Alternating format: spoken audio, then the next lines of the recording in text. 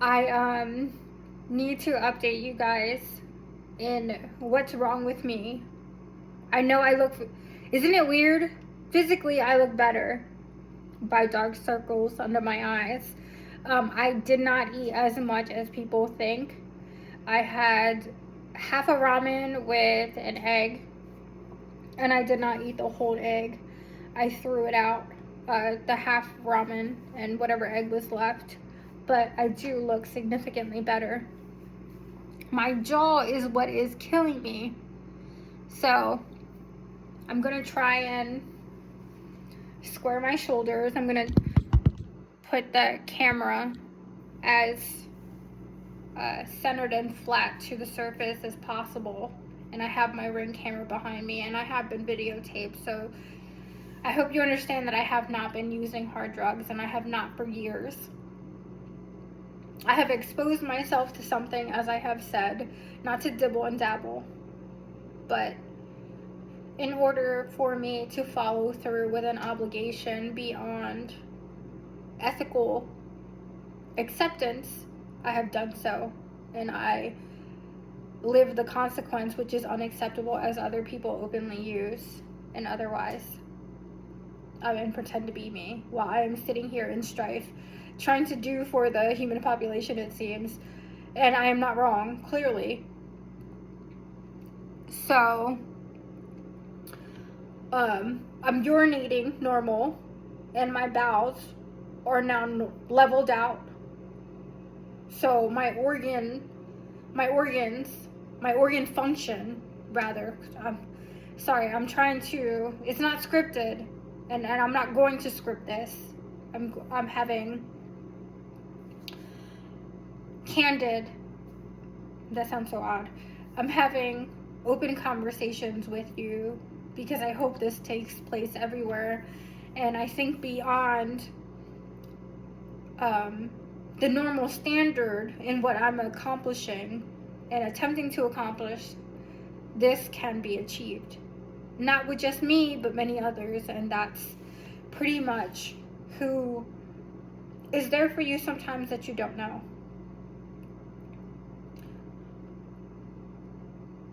This conversation is also difficult, I'm sure, for you guys as it is myself. When you make a declaration to stop something that is societal,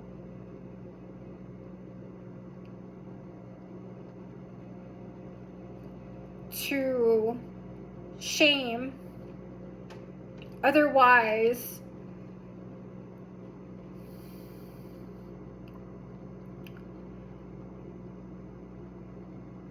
give consequence, ramification is only personal.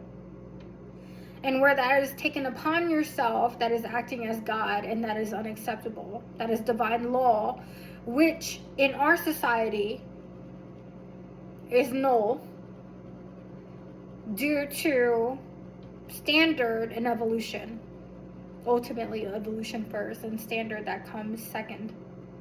And standard that was absent, that is now present. So my dark circles have cleared out, and I have a little mental clarity. I'm feeling hungry, where before I had an upset stomach. I was feeling all types of pain.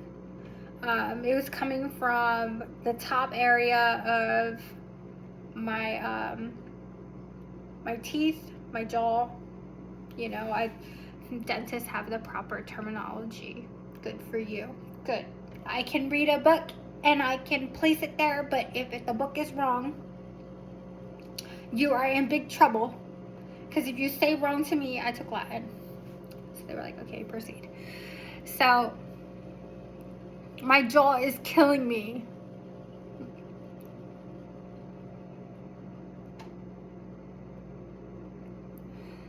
I don't just have an overbite, which I have an overbite.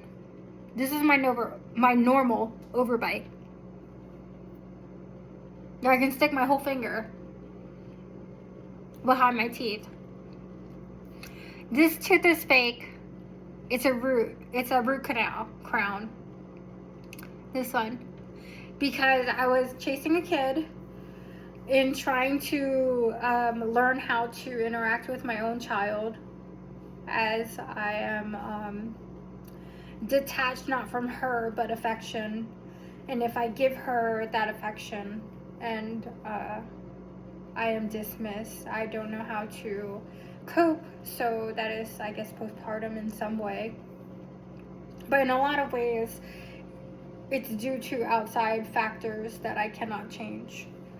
I'm not sure if she understands that from before birth, I wanted her. I love her, and I loved her. And when I say I loved her before I knew her, and I didn't care whether she was a boy or a girl. I just, I personally was suicidal because I was going through a lot of personal things, and I was having PTSD. And I wasn't sure where it was coming from, because although I was experiencing PTSD, I couldn't place the PTSD to an actual psychological imprint that would allow me to identify with why I was going through something so chaotic that appeared normal to a diagnosis that sit within schizoaffective disorder as well as schizophrenia, which is why I had stressed that the medical field be able to obtain sealed records on my behalf in order for me to establish mental stability with a professional. And because I was denied that right, I had to, on my own, utilize the tools and resources that I had come across by going in and out of treatment. That would include psych wards, mental institutions, rehabilitation centers, hospitals, as well as Oxford type of halfway/sobriety homes. And that would be one. But on the other side of that, something personal to what is unacceptable, that is unregulated, and not accredited. That I know beyond what those people are subjected, not many make it through. And that the people that do so are they themselves in active addiction, and more so toy with individuals that are seeking sobriety and clarity in not only personal life choices that become inevitable, but maybe circumstance to experimentation as well. So there are terms within psychiatry where I have encountered residents and university students that do not engage and interact properly or at all to even come across these findings. But I myself have. And it is extremely disheartening to appear discredited due to my past history in not what people understand, but what they will place blame for a means to an end, rather than understand the possibility in something not beyond the big book that replaces it, but the big book that allows all communities to come back together and have a discussion where we value the principles that are moral and ethical to a compass that is acceptable among most and all, ultimately all. And I don't speak this in any extremity, and I don't mean this against anybody that chooses to take their endeavor and embarking journey, their experience, hope, and strength to break down others, I'm hoping that they are able to have that normal conversation that should exist in society. And if I break down the word society, I hope that your friends and families can come back together and speak to each other with honesty, at the very least, so you can have a trust and understand that we are going through things that some of us cannot be subjected. Some of us have to be so hard and strong on ourselves that we cannot touch anything of alcohol or narcotic. But in those voice are peoples that have said as much but do the latter. That the other side finds confusion. And where I am breaking the barrier and I am being honest, I wanted to break this conversation down.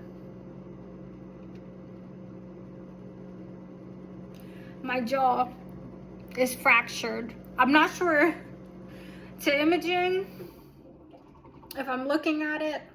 Might be on this side. I don't know if it's on this side or this side. And that's the sick part. I don't even want to think about it because I feel as if, okay, so look, I saw it. I'm like, okay, I know it exists. But to natural feelings of where, like how I lay my head, how I feel, I've been functioning for so long with my spine messed up, you know, from like here, like, oh, like serious, like in a serious way, from like here to here, that it's always, I always have a feeling in the back of my throat of my spine, and that'll never change for me, no matter what I do. But the truth is, if I personally drink because of that injury and I fall and I get hurt, I'm limber to an extent where like the impact won't, you know, it really won't kill me. But if I'm, you know, completely sober and just dead okay, and I hit it too hard, I can literally just snap my brainstem. And I'm not sure you guys understand that I find this all completely unacceptable, that you don't get that between NAAA and where I thought I had a people to come to where I could speak to them about my strife and my hardship and what I had to endure, in the fact that I had endured as much, even in choice sometimes, where I found addiction to the chemical itself. I thought we could have an open conversation, and how hard it is for me that you guys may not understand that I prefer myself without a substance. And you took it way too personally. There are no medications and there is no procedure that I can think of in all the sciences that are ethical to help me comfortably die. And I wanted NA, AA, and Al-Anon to come back together and understand that before your family passes, because sometimes life choices that they may face not the same as mine before a certain point were extremely unethical.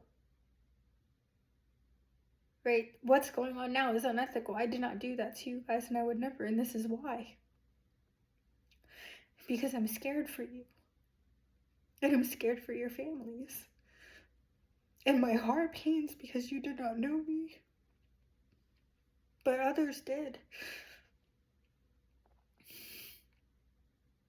And all I wanted you guys to do was be happy and be the perfect versions of yourself, but I didn't push you because I didn't have to. Because you weren't doing it yourself, and neither should they. But if they want to know you and they love you, they should be there, was my argument. But that doesn't mean lie and enable. And it doesn't mean I'm lying. It doesn't mean make excuses for them or yourselves or whatever the case may be. And I'm so sorry if you guys came together and relapsed. Then stop together. Or don't stop together. I don't know.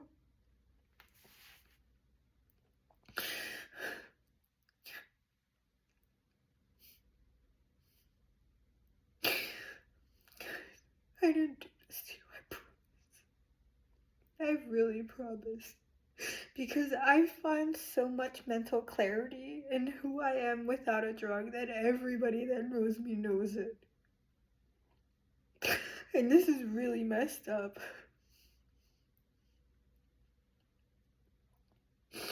I'm not just trying to look good. Look.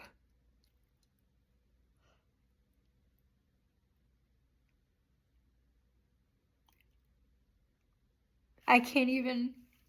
The slightest touch to this tooth is so sensitive. But he doesn't understand. My jaw is fractured. The dentist tried giving me a referral to an oral surgeon, and every office told me they didn't have one.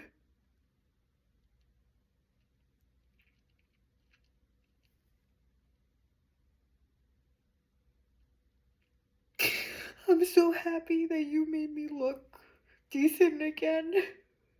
So that, whenever I do have to deal with myself, I hope that somebody has the decency to respect what I physically look like.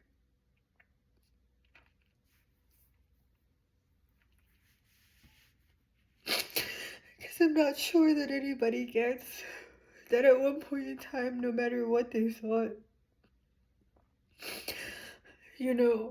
I was itty bitty, proportionate always, but I had an hourglass figure, but I didn't have all the stretch marks. But if they never messed with my body and left cancer in it, I would have filled out otherwise. And if you guys think I didn't want that, it's not that I'm jealous of you guys, because it does nothing for me to be jealous of you. I'm upset with science and math. And the people that thought that taking from me made more sense because they are beautiful physically, so why do unto me? One more standard beauty would have done what to the world?